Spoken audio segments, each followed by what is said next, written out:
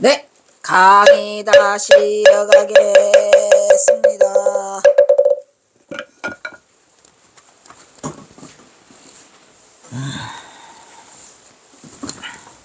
잠깐만 이거 좀 또 해보고. 된다. 자, 그래서 경화선사가 덕숭산 수덕사에 와가 아니 덕숭산 정회사에 오셔가지고 이 시를 슬프게 내려가고 있죠. 나도 거기를 따라간다는 얘기가 뭐예요? 그냥 지난 일은 다 꿈이니까. 이건 이제 접봉준 장군 가고 난 뒤에 한 거죠. 1902년이니까. 지난 일은 다 잊고 진여사를 따라가기 위해서 진흙을 꼬리를 진흙에 묶고 간다. 예미선. 그 얘기를 하고 계셔요.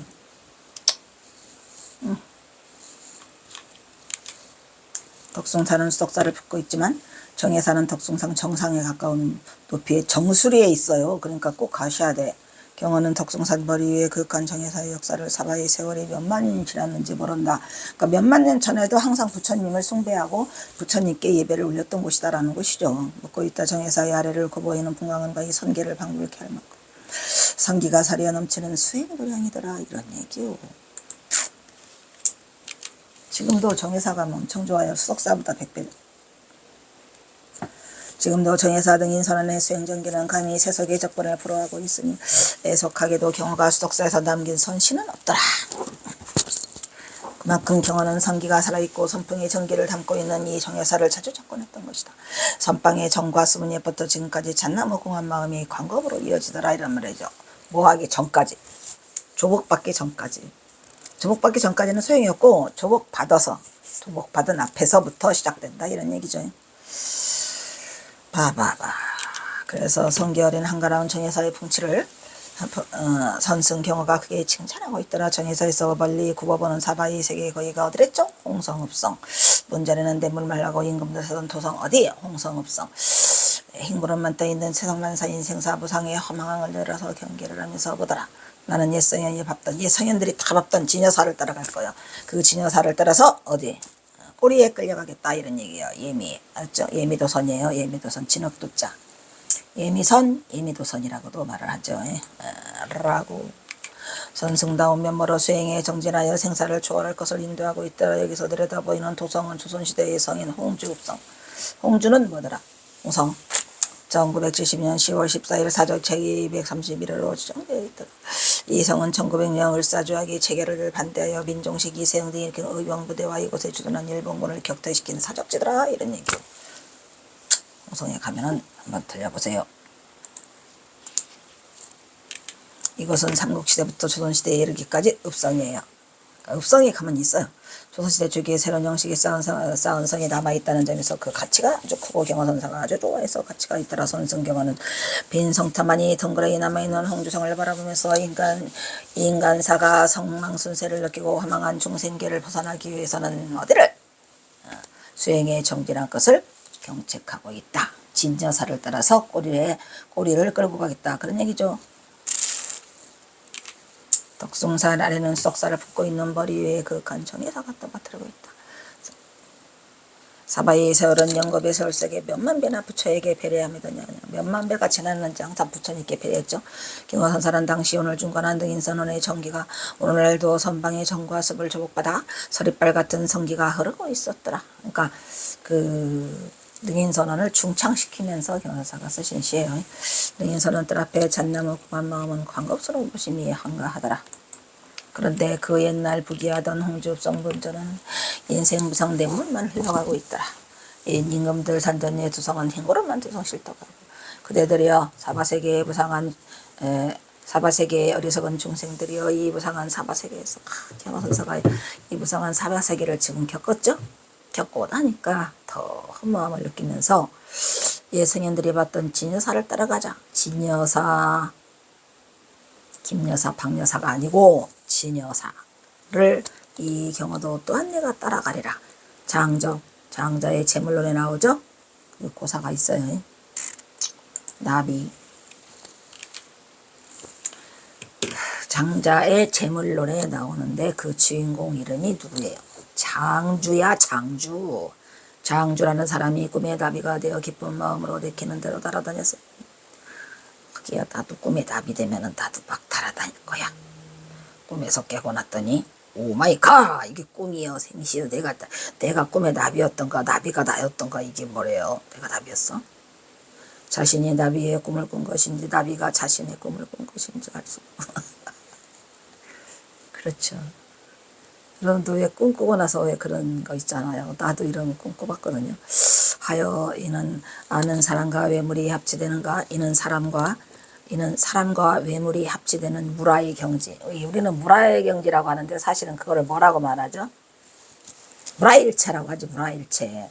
여러분 무라일체 경험해 보시 않았어요? 만약에 무라일체를 경험해 보지 않았다 그러면 참으로 딱해요. 딱할 수밖에 없죠. 무라일체는 뭐 굳이 막 산매에 안 들어도 우리 생활 속에서도 정말 몰두하면 무라일체를 경험하게 돼요. 허기야, 근데 그게 나도 그냥 무라일체를 경험한 건 아닌 것 같다. 그거 화두하다가 이 생활 속에서 화두를 하다가 무라일체를 경험하게 되는구나. 그래서 그게 뭐냐면은 화두를 행주자와 어묵동정으로 잡으라고 하잖아요. 그게 또 무슨 소리인데 왜 옛날에 우리 앞에 선조들은 이렇게 야무지게 다 써놓으셨는지 그거를 믿어 말아라고 하다가 내가 그걸 경험을 하게 되면 믿게 되는 거죠. 그게 행주자와 어묵동정이에요. 낮에죠. 저는 이제 주로 버스 안에서 고속버스 타고 올라오다가 수덕사 갔다 올라오다가 또는 애들 가리키고 퇴근하고 오다가 스쿨버스 안에서 그 무라일체를 경험하고 고속버스 안에서 무라일체를 경험하고 조계사를 가다가 조계사 건너편 있잖아요. 거기에서 무라일체를 경험하고 신세계백화점 앞에서 조계사까지 가다가 무라일체를 그게 다 그냥 된 건 아니군요. 그게 그냥 된 건 아니다. 다 화두를 잡고 있었어요. 화두 일념으로 가면 그냥 무라일체가 되는 거예요. 그리고 또 무라일체는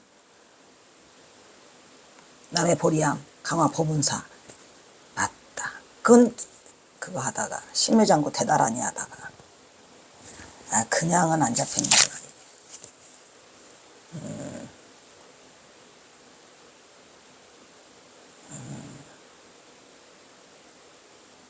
그냥은 안 잡혀. 이 생활 속에서 움직일 때는 안 잡히고 화두를 하거나 대다라니 주력을 하거나 그냥 온갖 집중이 됐을 때 무라일체가 돼요. 그러니까 된 거는 확실하니까 그 의심치 마시라는 거예요. 일물화가 물아일체, 사물과 내가 하나가 되는 경지. 특히 나는 다도해가 하나가 되는 그런 경험. 그냥 돼요. 네, 해보셔. 경어는 자신이 어찌 꿈을 꿔도 동학농민혁명을 거사했어. 이거 어떡하냐. 그것이 실패로 끝나자 어찌 꿈을 꾸듯이 앞에서 전봉준이 떠났고 농민들이 사라져갔어요. 이게 꿈이단 말이냐 생시단 말이냐, 그냥 그 끔찍한, 내가 봐도 끔찍할 것 같아.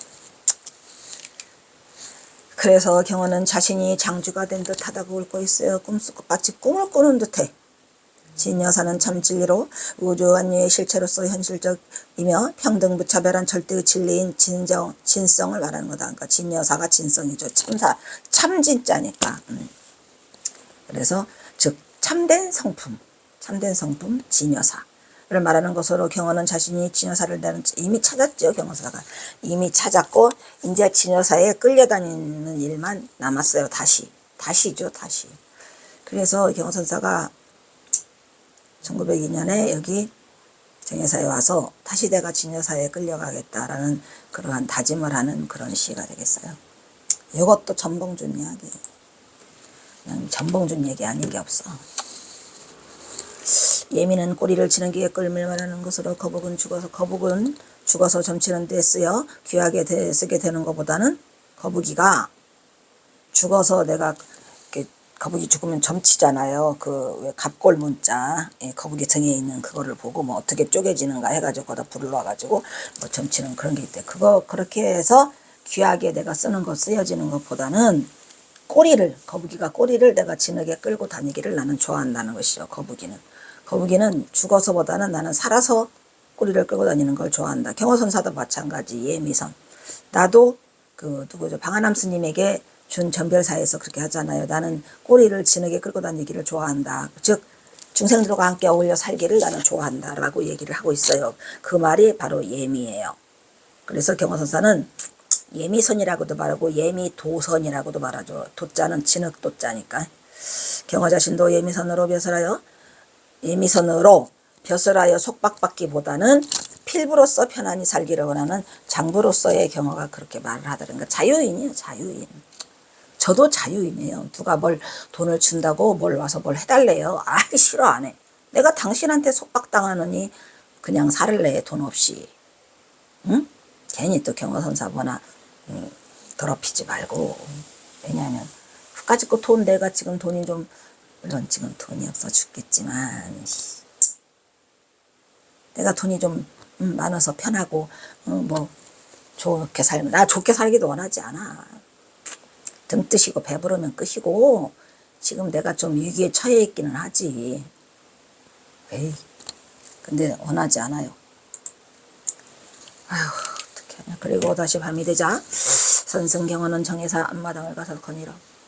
옛날 거니죠. 왜? 뭘 보러? 달림 보러 가시는 거지 뭐. 나뭇가지에 걸린 달림. 정해사 앞마당을 걸리며 드물게 뜬 달을 보면서 소쩍새가 정해사 그 산중을 다 올리는 소쩍새가 들리죠. 어쩌 계속 있네. 쩌렁쩌렁 하잖아요 산이. 소쩍새가 그렇게 시끄럽게 울어요. 소쩍새 소리에 울적한 마음을 시한소로 달래보였다. 어디선가 들리는 소쩍새 소랑하니 경어의 예미선을 응원하는 듯이 경어는 상처를 어루만지고 있었다. 누구를? 소쩍새 소리에. 하늘에는 둥근 보름달이 구름 속에 흘러가고 텅 빈 하늘에는 달림만이 경어를 향해 속삭이듯이 늙은 중을 향해서 빙그레 웃고 있었더라. 이 뒤에 또 이제 다시 또 그 두견새를 듣고 직성이 안 풀려요. 경어선사가. 두견새 경어선사 친구인데 그래서 두견새 소리가 밤이 돼서 낮에는 잘 안 들려요. 두견새가. 근데 밤 되면은 어찌 그렇게 처량하게 소쩍다가 울어대는지. 그래가지고 경어선사가 직성이 안 풀려서 한 수를 더 써주시죠. 제 정해사 음두견. 정해사에서 있는데 두견새의 소리를 듣다 이런 말이야. 제 정해사 음두견. 힘들어. 힘드는 일이야 이거. 이거는 왜 이래도 힘들어. 본태평 장진불이여. 좋다. 이거 6원이네. 응? 5원 절구 5원 일시도 아니고 7원 절구 7원 일시도 아니고 6원. 내가 좋아하는 사륙원이야 사륙원. 사륙원이면 조금 더 특별해요. 형사가 시중에서 6원이야. 본태평 자르고 천진불 자르고 본태평 천진불이여 월명중수 상제로구나. 산공야 심적 인적이니 유유 이성 동서로구나. 그죠? 너무 멋있어요. 그죠? 본태평 천진불. 본래 태평스러운 이 본자가 중요한 말이죠. 원래 그러하였느니라. 본래 면목. 위음왕불 이전에도 이랬고 지금도 이랬고 본래 면목이더라.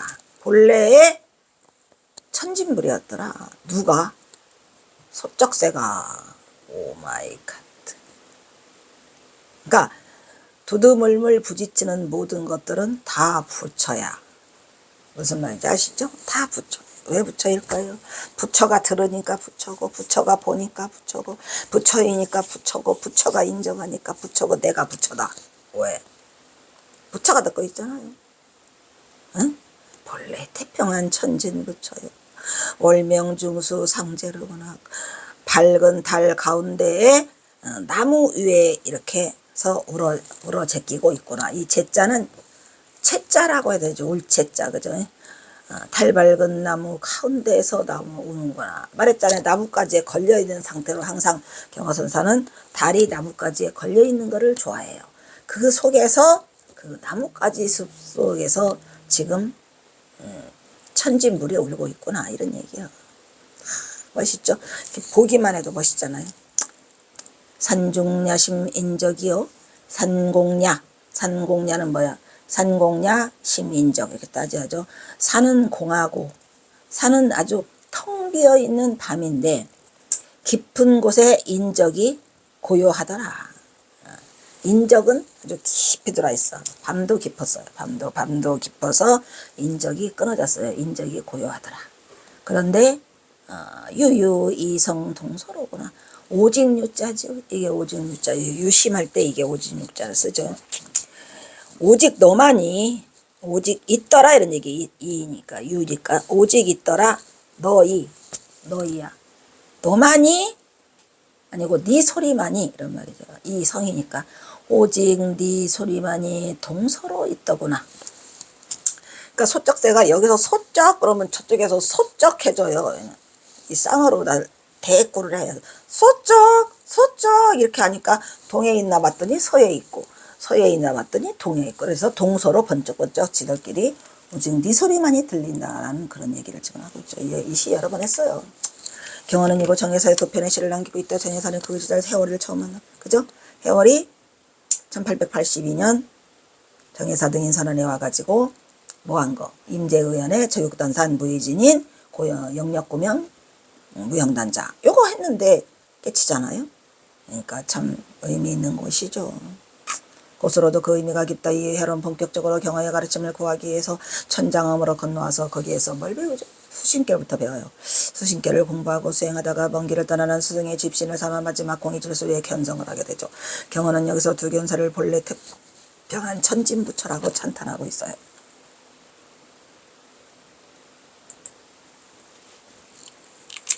삼남아상의 모든 것이 공으로 공이 중요해요. 누구 말따나 나한테 누가 어머니 아니야 공성을 유지한다라고 얘기를 하더라고요. 공성 참 대단한 말이죠. 여러분 이 생활 속에서 공성을 유지합니까? 공성을 못 만났다고? 본인이 알아야 돼요. 공성은 본인이 알아요. 삼매는 본인이 몰라요. 근데 공성은 알아요. 이 공성은 알아요. 이 생활 속에서 내가 지금 공한 상태를 유지하고 있구나. 공은 무가 아니고 유예요. 진공 묘유라고 하잖아요. 근데 아니 왜 옛 성인들이 그 역대 조사들이 한 말은 틀린 말이 없어. 이상해. 몰라 부처님이 틀린 말이 없는지 그냥 어찌됐건 난 그런 건 알고 싶지 않고 진공묘유는 있어. 그리고 공성은 경선사 그러잖아. 살아생전에 내가 항상 공성을 유지하고 있어서 그 공성을 어디까지 끌고 가라. 임종까지 끌고 가라는 게 임종의 당에서도 공성을 알아요. 임종의 당에서도 공성을 알아차려야 돼요. 내가 지금 임종이구나라는 걸 알아차려야만 내가 생사여탈을 하게 된다니까. 생사를 초월하시는 거죠.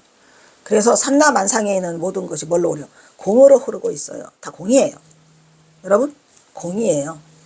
이 모두가 두두물물 부처가 아닌 것이 없어요. 다 눈에 부딪히는 찰나찰나찰 두두물물 찰찰말말이 전부 다 공이에요. 부처예요.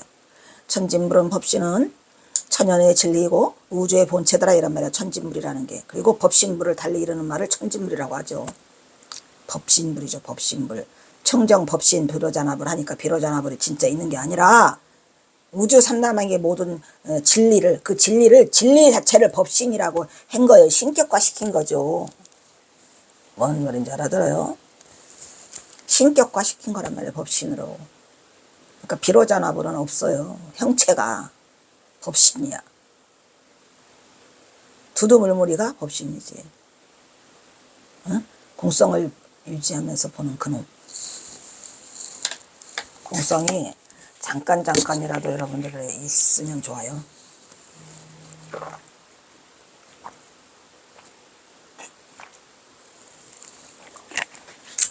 이미 마음이 공하면 깨달았다고 금방 죽지는 않잖아요. 죽을 수 없잖아요. 부처님도 유여열반을 하시다가 그 육신을 버리면서 무여열반으로 마지막 그 번뇌덩어리 하나를 버리고 무여열반으로 가시잖아요. 그것처럼 우리도 이게 뭔가에 경호선사도 마찬가지죠. 깨달음을 성취하셨어도 알 건 다 알아요.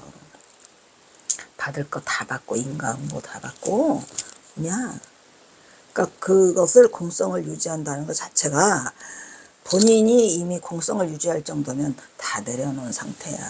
걸림이 없어요. 다만 전생의 업을 받을 뿐이야. 서발막대에 걸칠 게 없다 이 말이야. 내가 봐도 이 내 주변을 둘러봐도 나는 아무도 얽히고 싶지 않아가 그거예요. 얽히지 않아요. 이미 얽혀 있지 않아요. 왜?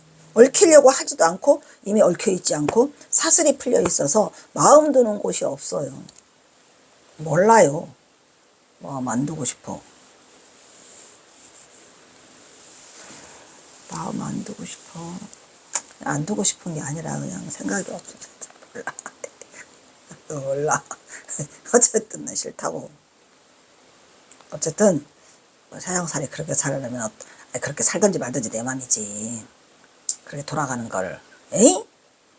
그래서 이 두두물물의 법신불 휘영천 달발 가운데 나무 위에서 오는 투견새의 울음소리가 바로 청정법신의 소리더라 이런 얘기죠. 근데 왜 그거를 청정법신의 소리라고 할까요? 청정법신한 자가 들으니까 청정법신의 소리고 때가 찌들찌들 많은 자가 들으면 아이 시끄러 이럴 거야 분명히. 저 새끼 왜 이렇게 시끄러. 그게 다 보는 관점에 따라서 개 눈에는 뭐만 보이고 부처의 눈에는 부처만 보이고 돼지의 눈에는 돼지만 보인다고 이성계하고 해두고요 했잖아요 무학대사가. 그것처럼 다 깜냥대로 우보익생 만호공 중생쓰기 등리. 아이고 부처님은 또 어떻게 그런 말씀을 하셨을까. 그것이 이제 우리 선가에서는 그렇게 말하지 않죠. 공성을 유지하면 그 보는 쪽쪽이가 다 부처 자리야. 오늘 밤 날도 절대 풍광을 뽐내고 있어요. 절대 풍광을 뽐내고 있는 날은 어떤 날이죠? 둥근 보름달이 휘영청 밝아서 나뭇가지에 걸쳐있고 소쩍새가 소쩍소쩍하는 동서로. 이게 절대 풍광이죠. 경허선사가 제일 좋아하는 밑그림. 나도 다 알아. 그게 가장 절대 풍광을 뽐내고 있어요. 어디서? 정해사야 정해사. 정해사의 빼어난 자태와 주변 경치가 어우러져서 서정적 분위기를 자아내고 있더라. 정해사는 가시면 능인선언이 이제 으뜸이죠. 능인선언이 착 자리를 잡고 딱 있는데 그 앞 마당이 없으면 또 능인선언도 또 꽝이지 뭘. 누가 이렇게 탑을 쌓는지 아주 그냥 천진보탑을 그냥 2개나 쌓았어요. 그냥 아주 멋들어지게. 그리고 이제 그쪽에 이제 이렇게 그 담장을 쌓았는데 그 담장 밑으로 내려가 있는 풍경이 그냥 풍광이 너무 최고야. 그러한 정해사예요. 언제부터 생겼다 그랬죠? 백제 뭐랬냐 아까 지명법사가 했다 그랬죠? 백제 법왕 때 가면 법. 힘들다. 힘들어. 정서적 감정이 풍부한 경어 시인에게는 경어 시인이요. 대문장가 분면 천상의 소리로 들었으리라. 경어는 오늘 또 경어는 홀로 있네. 아무에게도 말도 못하고 달님한테만 말하고 덕순산을 이고 있는 정해사는 산날맹이에 덩그러니 걸쳐있다. 산은 텅 비니까 텅 빈 산에서 그냥 소쩍소쩍 소리는 또 얼마나 크게 들렸겠어요. 밤도 깊어서 인정마저 끊어졌는데 이 적막한 정적을 들고 고요 속에 외침 마냥 마치 경화의 마음을 위로해 두듯이 그냥 환영하는 노래로 오직 두견새의 오름만이 그냥 이쪽도 서쪽 저쪽도 소쩍새 빈 산을 가득 채우고 있는 달밤이더라 이런 얘기고. 정해사는 예나저나 오늘도 선창과 종지답게 덕승청림의 성기를 바로 세우고 있는 선방으로 능인선언은 칼날 같은 위험을 드러내며 거기야 수덕사가 아무리 근데 수덕사 법당은 대단한 거죠. 수덕사 법당 유명한 거 아시죠? 우리나라의 목조 건물의 1등이야. 최고 오래된. 옛스럽죠 수덕사가. 근데 아무리 옛스럽고 먼스럽고 다발이고 간에 정해사가 없으면 수덕사가 빛을 낼 수가 없어요. 이제 근데 우리나라의 총림 중에서 8대 총리까지 있나? 뭐 그런데 그 총림 중에서 가장 아름다운 게 정예사 덕숭선언이에요. 자연 풍광으로 그냥 수덕사를 끼고 있어가지고 그러한 아름다운 총림이 있지요. 정예사는 연하잖아. 오늘날도 선찰의 종지답게 덕숭 총림의 선기를 바로 세우고 있는 선방으로, 그러니까 내내 수덕사의 말사나 마찬가지 등인선언이 있지만 따로 분리될 수가 없는 곳이에요. 선방으로 등인선언은 칼날 같은 위험을 드러내며 등푸른 납자들의 수행정전이 사시사철 끊어지지 않는 것으로. 근데 너무 요즘에는 그 선방에 사람이 없더라. 그래가지고서야 경허선사의 선지가풍을 생명처럼 이어가고 있으니 거기에서 이제 설정스님이 계셨고, 나는 이제 박사논문만 따면은 뭐 100% 우리 해암스님은 그 수덕사 본사에 있는 염화실에 계셨어요. 그래서 나는 항상 염화실을 들렸었고, 내가 박사 논문을 쓰고 설정스님을 뵈러 갈 때부터 정예사를 들락날락했는데 슬프죠. 지금은 경허선사를 선양하고 하는 그런 풍토가 있질 않으니까.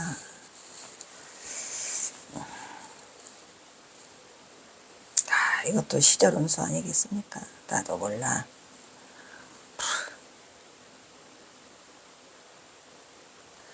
본래 태평한 천진부처여. 아시죠? 달 밝은 가운데 나무 위에서 오는구나. 산은 텅 비고 함도 깊어 인적이 고요한데 오직 너의 소리만이 동에서 서에서 서쪽 들리는구나. 정예사를 보면 덕숭사는 말이 없었다. 빈 산딸의 가을 정치는 어느덧 온 산을 반쯤은 울긋불긋 가을 산으로 소리 없이 옷을 갈아입히고 있었더라. 그래서 이렇게 해서 끝나고 오냐 147장 군산 비안도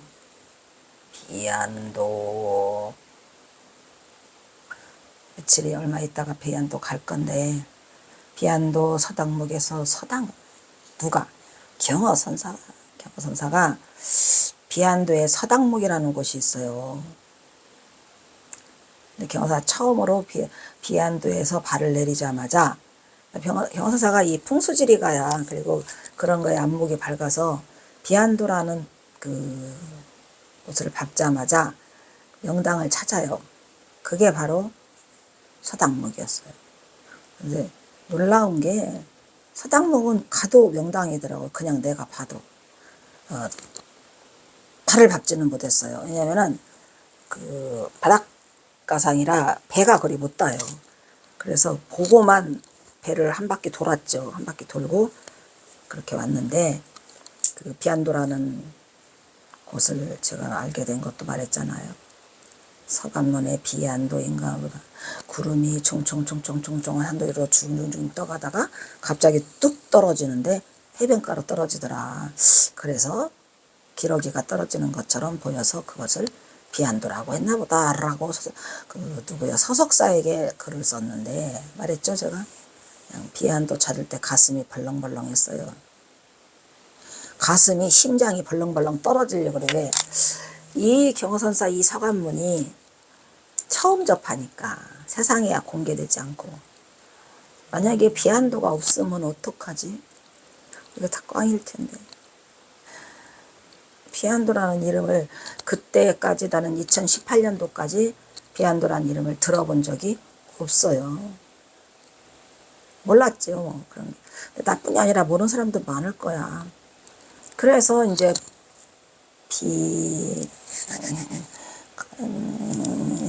네이버에 그냥 비안도를 치면서 부처님 제발 비안도 있게 해주세요. 예, 큰일 났습니다. 비안도 제발 있게 해주세요. 있게 해주세요. 있게 해서 그냥 팍 돌아나네. 비안도가 팍 도는데 비안도 사진만 봐도 기록이야. 참 그때의 기쁨이 또 한 번 있었구나. 이거 할 때. 그런 엄청난 역사를 지닌 비안도예요. 자, 그래서 저도 5월달은 이제 거의 다 지나갔고, 하여튼 5월 말이나 6월 초쯤에서 비안도를 가서 경화선사가 그 굴을 파놓은 그 이름이 절골샘, 거기에다가 그 경화선사 둘레길을 만들려고 해요. 오기도 잘 오네, 딱 맞춰. 자, 또 일단 여기서 끊도록 하겠습니다. 이거 어떡하냐. 큰일 났다, 큰일 났어. 큰일 났네.